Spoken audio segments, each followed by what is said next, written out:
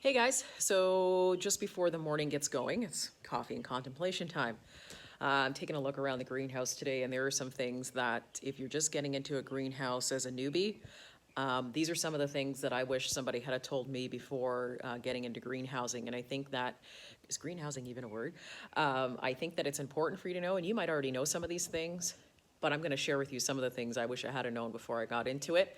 Not that they can't be corrected, and they have been for the most part, but I think when you get into saying you want a greenhouse, sometimes it's out of excitement and putting up the kit and getting ready to go. But there are a lot of other things to take into consideration too before you lay down that kit or before you build your own. You have to pardon the mess in the greenhouse this morning because I'm actually cleaning up and taking out old plants and putting new ones in. So one of the things that I wish I had have known is if you're buying a kit, or you're even buying just the greenhouse that I have in the back 40, most of them come with general instructions. Even if you're DIY people like we are, or you're building it yourself and you're not trying to hire any contractors, a lot of it is intuitive. So you're still going to have additional costs regardless if you or even someone else are building it, especially if you're customizing it. Like, you got to take into consideration the flooring, which I added in some gravel, and that will be, some people choose concrete, which this floor will be eventually. You also have to consider, if you're putting in electricity, you have to consider the electrical panels, piping, the electrical wire itself, the plugs. You have to take all of that into consideration. And it may sound like a lot, but when you take a look at what the additional costs of that are added to your bill, I think ours was about 10 grand, because a lot of that was labor costs. So that's something to take into consideration. I also have hydro on the outside of this so that if I want to put up lighting, and there's also additional plugs. So this is set up to be run as a freestanding greenhouse, but beyond the kit, it still comes with additional costs that you should be considering if you're going to do that. Another thing you're going to want to take into consideration is site selection. The place where we have the greenhouse right now is flat, but my greenhouse, this looks like a hill here, and then my greenhouse is put up on almost like a little island. We did that on purpose so that the greenhouse itself wouldn't flood when obviously when the snow melted. One morning I came into my greenhouse and we hadn't dug this trench around the greenhouse, and I actually sunk into the floor, probably a good, I'm going to say about 1.5 feet. So site selection is very important. We have a high water table here, and this piece of land is very flat at the bottom, even though our house is on a hill. And I have a fly bugging me. So you're going to definitely want to make sure that your greenhouse site selection is flat, but you're going to want to make sure that it's not flooding either. If you have to take, obviously, snow into consideration. Another thing to take into consideration, guys, is permits. If you don't live in an area where you have to get permits, you are so lucky. But here where I live, we have to get permits. So regardless if it's for my back 40 greenhouse or my other greenhouse, we have to pay an inspector to make sure that how we're building this is correct, which is another, fee or cost that you have to take into consideration depending on how you're building it. So the length and the size of this one, I had to get a permit for this. And obviously the size of the other building, I still had to get a permit. So inspectors cost money. Anything bigger than a broom closet needs a permit here, unfortunately. I'm sure you've probably experienced that in your area with garages and, she sheds and he sheds. Yeah, same here too. So that's another fee, I guess, when I started building these greenhouses. Not necessarily the big one, but even just this guy, because to me, this guy's just really a big, long tent to extend my season. So it took me by surprise that I had to get a permit for this one, but you do. So just remember that putting up your greenhouse is just the shell. There's still a whole other lot of costs that have to be taken into consideration moving forward before you even complete the build itself. The other thing you might want to take into consideration too is what kind of style of greenhouse do you want? What are you growing? What zone do you live in? Are you going to build a lean-to? I came across a couple actually that visited me the other day that were just building a lean-to. They didn't want anything bigger than a lean-to, but the other option like this one or the one in the back 40 is a standalone. So you have to take that into consideration. Now, I can tell you one thing. One personal gripe for a standalone for me is, when it gets to be minus 46 degrees outside, some days I wish I had a lean-to. Some days I wish I could just walk right from my house into my greenhouse without having to worry about freezing to death. That is another thing to take into consideration, depending on what zone you live in, is the weather, because the weather will impact what kind of style of greenhouse you really want. And I wish somebody had told me that before I didn't build this any closer to the house. You are going, it's funny because in the daytime you'll come out, and of course in the midst of winter, in the dark days, you're still coming out in winter clothes, but still when you get in here on a sunny day, you can be in here in your, just a really light sweater and some jeans. But outside, it's minus 46. So, if you're planning on, putting anything else in here, like a hot tub or anything like that, take into consideration your weather on the outside. That's another thing. One more thing is anchoring. And I think I mentioned that in my last video, but, in my zone, in zone 3, we have a big snow load and we have strong winds. So one of the things that you have to do, even in a building like this, is you have to anchor it into footings to make sure it doesn't go anywhere. As you can imagine, regardless of how heavy a building is, it really needs to be anchored into the ground to make sure it doesn't go anywhere. So that's a learning lesson too. Oh yes, and don't forget sun position. So obviously it depends on what you're growing. And some of you may only need to take this into consideration, for just the summertime. But if you're growing through the summer, maybe into the fall, depending on what you're growing, you probably should be taking into consideration, looking at things like, do you want maximum exposure or do you want something with, a little afternoon shade? This greenhouse gets maximum exposure, hence the sunshade I have to put up. And to be honest, if I don't have a sunshade up, then, or I'm not running my fans, even if I am running my fans, to be honest, the temperature within this greenhouse can reach up to the high 90s. In Canada, that's about 45 degrees Celsius. So you have to decide how you're going to keep this cool. You can also look at things like what I'm looking at right now, which is a spray shade. So the spray shading, basically, somebody has to crawl up on the roof and spray down, obviously the sun's path straight across the greenhouse. So hopefully that will help as well. But this greenhouse, even the other one, I'm sure will get quite hot. So you have to consider either having some trees or making sure that you've got, your shade cloth in the right position to try and keep down the heat, because the heat also contributes to the humidity inside as well. And the other thing you might want to consider is the uses. Inside this greenhouse here for me, I'm growing for maximum food capacity. You guys know me. I've been putting in, unconventional crops together, trying to, push out as much food out of this greenhouse as possible. But you might want to, maybe you're not like that. Maybe you're just growing for a hobby. So you have to look at that too. Are you trying to just grow for fun, or are you growing to get as much food out of a season as you can?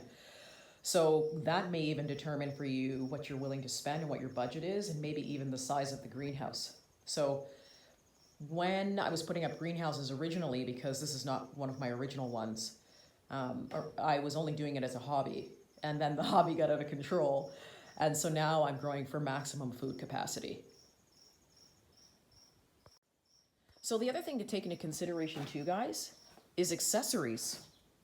When I wanted to put up a greenhouse kit, nobody told me about accessories. Yes, depending on what greenhouse you're gonna build, or even if it's just the one at the back 40, yep, I got the kit. But now I wanna do other things in there. So, we're gonna be looking at, maybe in this one, putting a concrete floor in.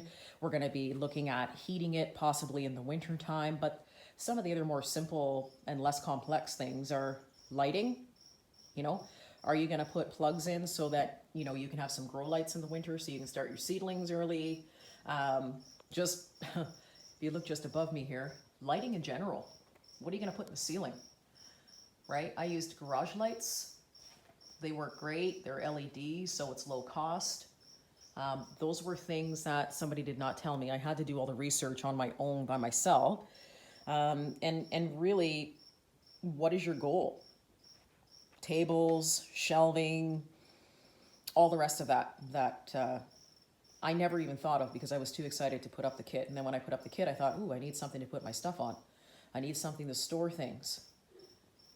So that's definitely something to keep into consideration too, because all of that on top of whatever you're building, your own DIY greenhouse or a kit or a tent like I have in the back 40, all of those are additional expenses. For sanity's sake, these are some of my pet peeves. Please don't let anybody ever tell you you're not going to get bugs in a greenhouse. I get just as much bugs inside the greenhouse as anywhere. Just because you have a greenhouse, when you open up your door, you open it up to the good and the bad. So please don't ever let anybody tell you you're not going to have bugs. My yellow trap cards are enough said. So here we are at the pet peeve part of my video that I want to tell everybody that I've been experiencing. Keep people out. And I have a list here because that's why you're seeing me glance down. Keep people out. This is your she shed, your he shed, your personal space. And I can tell you that people will come into your greenhouse and be amazed and fascinated with it for the plants that you're growing in it and, you know, what kind of food you're harvesting. But the one thing that they never do is look around to see what they're stepping on. I've got, like I've showed you guys, cantaloupes and all kinds of stuff, even my sweet potato leaves that sort of sprawl across the floor. And the first thing somebody does is when they come in here, they step on them. So keep people out because it's your personal space. They don't need to be in here. If they want to, if you're selling your produce or whatever, block off your greenhouse because the first thing you're gonna discover the next morning when you come in is the footprints on top of your plants. And it's not a good thing. The other thing, you know, I had greenhouses before, but not to this level, and you have to put in 100%. Greenhouses this size and the one in the back are an everyday, all-day job. You know, you're monitoring, you're weeding, you're looking for diseases and pests, and sometimes the weather outside can affect the weather on the inside of here. And you get weather in here because it's humidity. Sometimes you'll look up and it's hot out, but all of a sudden you've got drips coming from the ceiling. So it's, and the other thing, you're watering multiple times a day. So it would be really hard for me to leave here and try to put in an 8-hour day and then come back and try, and do this full time. It's an actual full-time job. And not only that, but you're planting, you're moving plants around, you're weeding, you're replanting, depending on what you're doing. So it's a full-time job. So, which brings me to my next point is motivation. This is harder than it looks.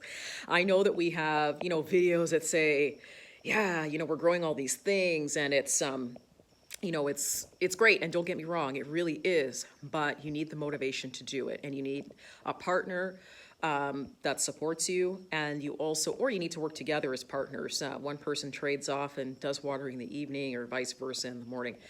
You need to be able to have the motivation to do it, and a lot of that comes from it being your passion. You have to be passionate about it. Otherwise, it's not going to be. It's just not going to be your thing. It will become overwhelming and stressful. So make sure when you get into this kind of thing that it's your passion, because you need the motivation to keep going some days.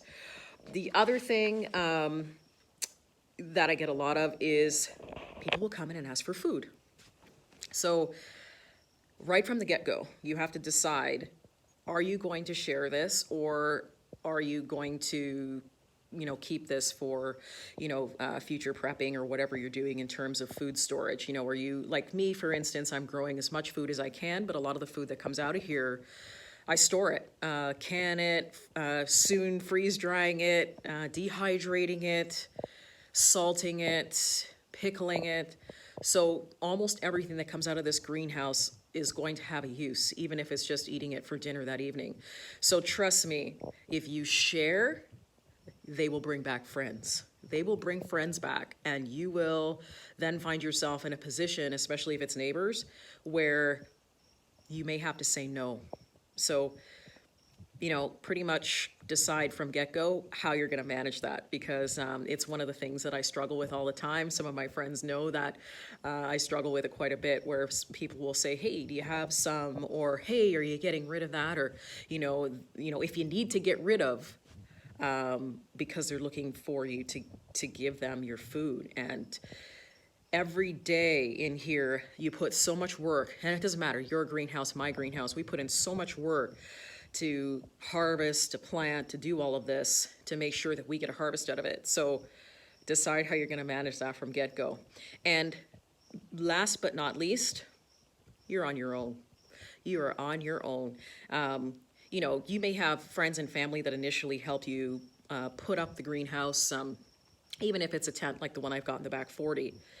But, at the end of the day, it's your responsibility to run it. So you're gonna run it, you're gonna maintain it, you're gonna diagnose issues, harvest, store it, water it, fertilize it. It's all you. So you're basically your own maintenance guy, agricultural tech, cultivation expert, agronomist. And unless you've got somebody doing this for you, or you're hiring people, a lot of this is research based. Sometimes gardening isn't intuitive. There's a disease, a pest, or something that you have to research. Sometimes even plants give weird signals. There you go, should I be harvesting this, or do I leave it on the vine? What do I do with this? So a lot of time is spent researching what you should be doing on the inside of it. So it's a lot of hard work.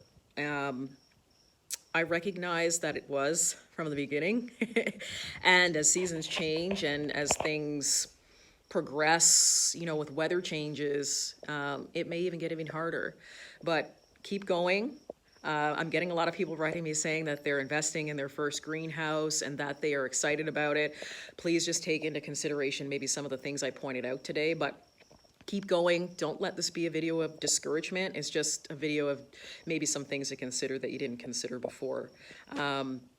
That's about it, guys, for me. Those were just some of my little pet peeves I've got, but it's awesome to be able to harvest your own food. Don't get me wrong, but it is a lot of work. And there is a lot of upfront costs sometimes, depending on what you're building, and you have to take that into consideration. So those are some of the things that I wish someone had told me. I don't regret getting into it. I love it. It's my passion, and now I'm droning on, but you get the drift. So thanks so much for joining me today, guys. If you like what you heard, subscribe, give me a thumbs up, and see you soon. Thanks for joining me.